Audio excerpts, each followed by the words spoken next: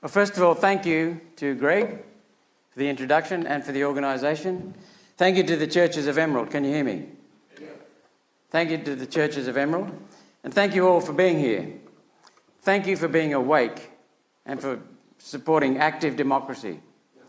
I used to live in Emerald from 1990 to 1993 with my wife. My wife actually is an American. She's a dual citizen now. And she came from a city of 7 million people in Chicago in 1990 to 7,000 in Emerald, and she loved it. We had our first child here, a son, Shane, at the Emerald Hospital. We've got very fond memories of Emerald, very fond memories. As a senator, I'm free to speak the truth and advance policies that meet the needs of the Australian people. After 7 years listening across Queensland and Australia, and with parliamentary experience and resources, One Nation developed a suite of policies that will get young people into their own home, that will reduce the cost of groceries, petrol, electricity, insurance, housing and travel, and that will restore abundance and opportunity to all Australians. So let me ask you a question. Who knows better how to spend your money? Bureaucrats or you? Mary knows straight away. One Nation believes very strongly that you do. One Nation policy has 4 connected platforms. They're all connected.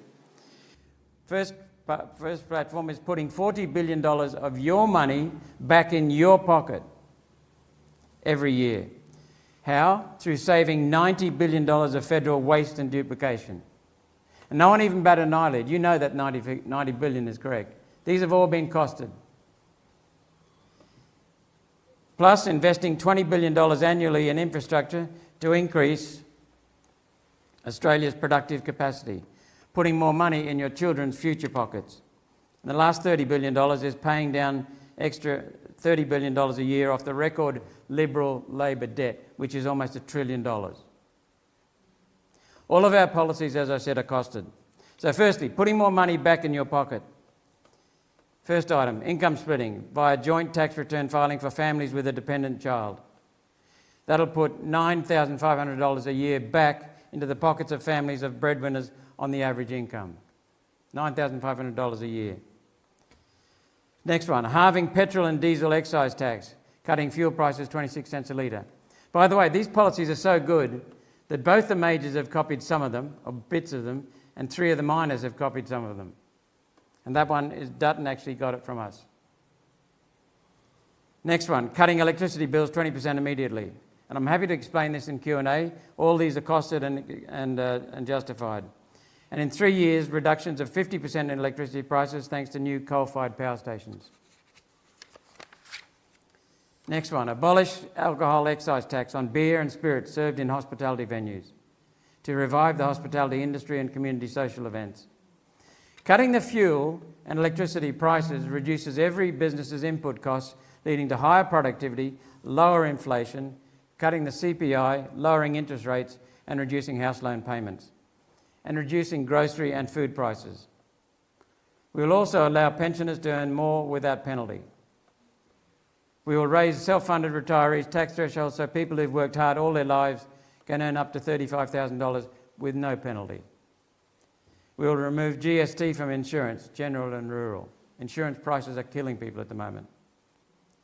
We will fund the ACCC, the Competition and Consumer Commission, to investigate illegal behaviour from Coles and Woolies, from insurance companies and airlines. Anthony Albanese and Jim Chalmers cut $10 million off their budget, the ACCC's budget, at a time when prices are rampant.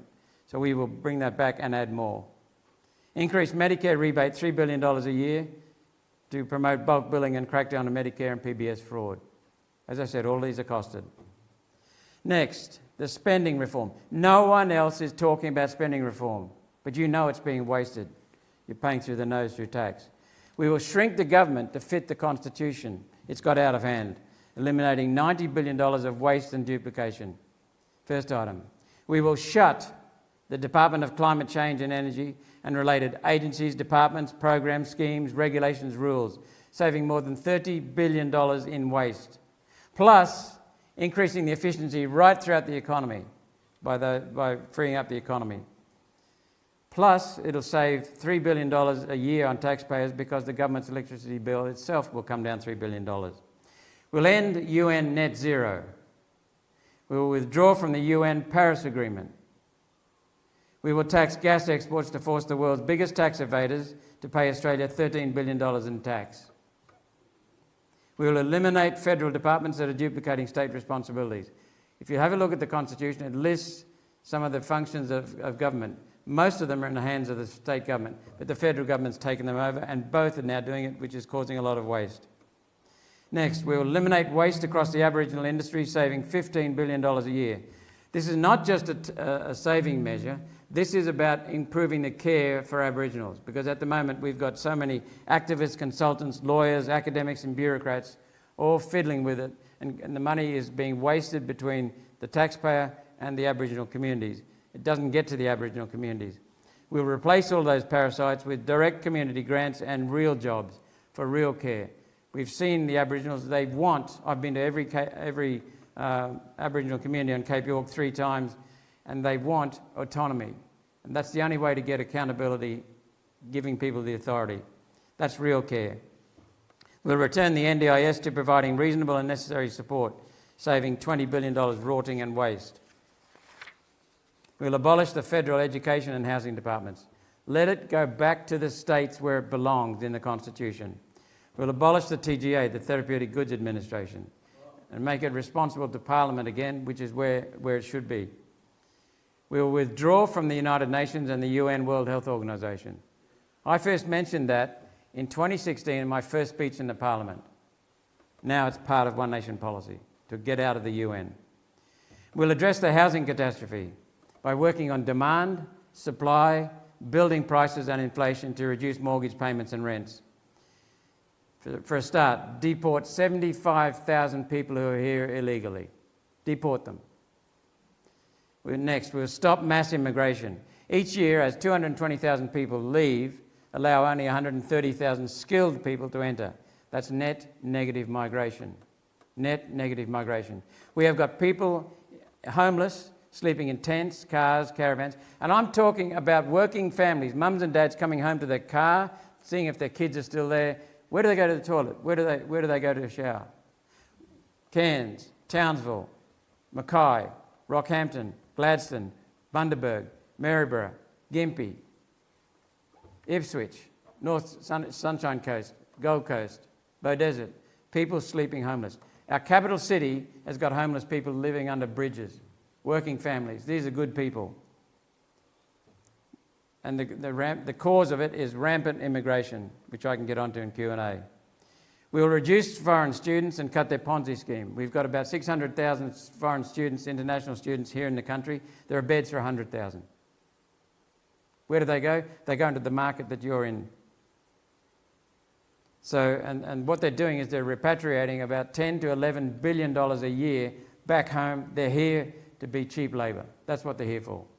And they're taking up beds, taking up roofs, and they're taking up jobs. We'll ban foreign ownership of real estate and farms, just as New Zealand and Canada have recently done. We'll replace the government's failed Housing Future Fund, which has not built any houses, with a people's mortgage, a loan with a term up to 30 years, 5% fixed interest rate, and that can incorporate the HECS loans. That frees up people to enter the housing market at an earlier stage. We will continue to pursue COVID fraud to get compensation for lockdowns, restrictions, and COVID injuries, COVID injection injuries. They're hideous. There are thousands of people dead from these things, and there are thousands of people who are crippled for life. We'll get treatment for the vaccine injured. We will stop the shots. We will restore personal and medical freedoms, which have been abused. More details at onenation.org.au, onenation.org.au. One Nation will shrink the federal government to fit the Constitution, grow Australia's productive capacity to create wealth and abundance for all, reduce debt to lower budget interest payments, and take wasted money from government to put more money back in your pockets. One Nation believes and values a social security safety net that helps those who can't help themselves, and a government that uses its power for good, not evil. We will protect Australians from rapacious global corporations. For this to happen, we only need one thing: your number one vote. Thank you.